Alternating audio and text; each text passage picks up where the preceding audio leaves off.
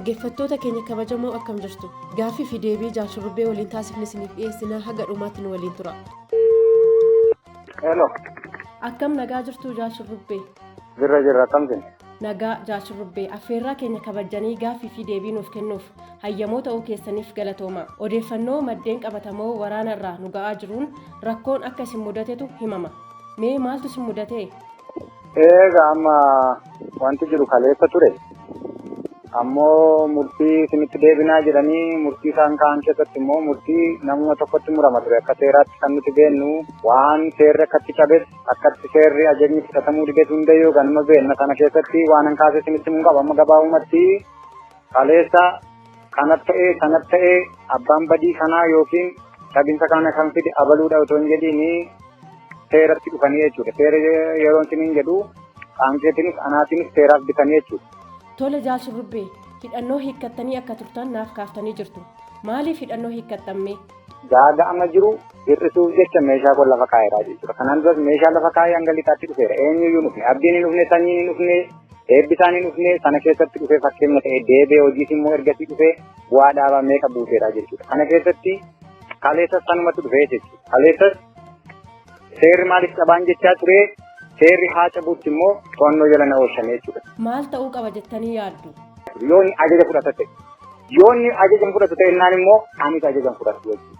Inni hidhannoo hiikkate, shoddeen hidhannoo hiikkate giddu galeessa irratti walitti dhufna akka fora waraanaa godhannee jechuudha. Anis waraana qabattee dhufa, inni hidhannoo hiikkate haa dhufu. Kan kana booda yoomiyyuu ta'ennaan uummata Oromoof hin ba'e, boodus uummata Oromoof hin wareegamu qoqqottoon ta'u uummata Oromoof. Lakkii ani haadha manaa kootii na jalatti buluu qabda. Akka barbaaddetti abbaan jedhu yoo jiraate immoo kara barbaade naaf ichisiisatu jechuudha. Kanuma isin jechuu barbaade. Tole akka to'atamtanii turtan naaf kaaftanii jirtu. Akka isin to'atamtaniif ajaja kan itti kenne jaalmarroodha moo jaarshoddeedha? Ani abbaa ajaja buusen beeku shoddeen dhufaan jira hanga dhufutti shurrubbeen maneedhaa turaa jedhee haase. Kanaan dura eessa ture shoddeen yeroo eebbisaan as ture yeroo seerri hojii gadi laaqamaanii eessa ture shoddeen addana ture miti. Jaarmiyaa mooyyuu qabateen turre olii gaddii jechuudha. Har'a naa dhufaa erga lafa sirreesse erga waraana waa meeqa godhee meericheerdi man kanaan dura cabsinee lolchiiseyyuu richeerdi kanayyuu ufee cabsu ni dhiiradhaati. Kana nama jabaate silaa namni jaallatu. Isin waraana akkamitti hiikkattan? Maaliif hiikkattan? Ifa naaf godhaame. Aan kaleessa seera kabajee irraa hiikkame narraa hiikamee hiikamuu koo hin jaallannen fedhii koo dhalan hiikkadhee jechuudha. Waan ani hiikkadheefis hin beeku garuu gaaga'ama jaallan gidduutti hir'isuuf jedheen hiikkadhee ergasii waraanni dhufee mooraatiin na baaseera jechuudha. Jaarshurrubbee ammas hidhaarra jirtu? Laakki ani manuma hidhaatiin bahee jechuudha. Nama waraana gidduun jiran. Mee furmaanni isaa hoo maal ta'uu qaba? Warraa kan addana jira lafa birgeedii isaatti haa deebi'u. Kanarra dhaabbanne jaalmarroon seeraaf to'atamaa jechuudha. Qaamni jaalmarrootiin seeraan to'atu hin jiru taanaan immoo qabsiisuu qabsaan jiru anis ajaja irraan fudhatu. Ajaja kanan fudhatu taanaan inni waan ajaja natti kennuu hin qabu. Dhibdee fi mufiileen akkasii zooniilee waraanni kun keessatti socho'u keessatti mudachaa akka ture quba qabna. Kan keessan kana maaltu adda godha? Dubbichi akka dubbii giddu galeessaa, dubbii kaabaa, dubbii kibbaa miti jechuudha. Gabaabumatti ani gaaffiin koo jalqabaa jaalmarroorraa eenyu hiikaadha? Namni hiiku jiraatennaan immoo irraa naaf hiikan. Kanaaf jaalmarroon hidhannoo hiikkatu malee furmaanni hin jiru jechaa jirtu? Aan ammayyuu sitti meeqa furmaanni tokko akka inni hin jirre nan beekaa jechuudha. Furmaanni tokko kan inni jiru eenyutu hidhannoorraa hiikaadha shoddeef jaalmarroorraa jechuudha. Tokko gaaffiin koo kana qaamni sun naafaa dhufu qaamni isaan to'achuu danda'u akka waraanaatti isaan maleekaa wayii miti jechuudha. Yookiin immoo waaqa wayii miti. Rabbii wayii miti irraa naafaa hiikamu isaan irraa jechuudha. Kanaan duratti meeshaa lafa kaa'ennaan eenyuyyuu eegumsa tokko malee lixan dhufeen.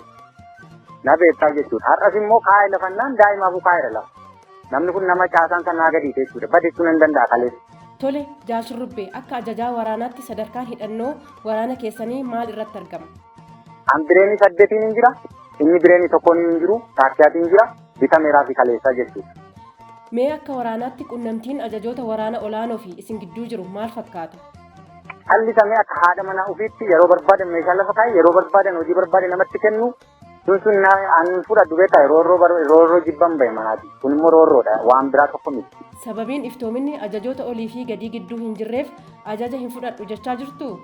Hunduu bo'oo tokko keessa deemaa jiru isa bo'oo tokko keessa deemuu fi immoo isa wareegama meeqa kaffaluu fi immoo akka barbaadde goota taanaan maalni ani waan wallaale miti badhaan qabsoon kun hin burjaajee hin jedheen malee bu'aana caalaan buulleen.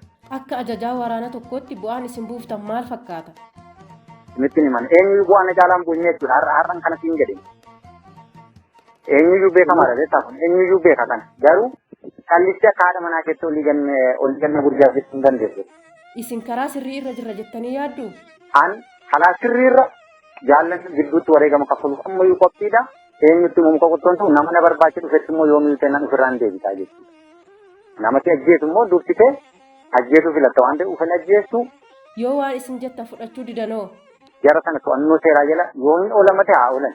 Oolan walitti dhufna abbaa seenaatti walitti dhufnaa jechuudha. Rakkoo akkamii wareegama meeqa kaffallee abbaa seenaatti dhufna. Dhiifama jaashurrubbee jaalmarroon faa hiikkatanii to'annoo jala haa oolan jechaa jirtu? Qaama inni isaa ilaalu hundatti nan hima achitti fannifamaa jechuudha. Kallattii isin irra sochootan irra maaltu jira? Waraannoo haala akkamii irratti argama? Madoo jiru jira, mooraa leenjii eegaleen jira. Kana keessatti namoonni dadhaboo hedduun mooraan ni jira jechuudha. Gaafachuu ni dandeessu. Mooraan naannoo afurii moo kamtu jira? Surreeshin hundi isaa harka keenya laata. Ani irraa dhaabennaa waraanni kun hin facaayyuu waan fayyadamu tokkoyyuu hin qabu. Baddaarra diina jira jechuudha. Sochii diinaatu jira.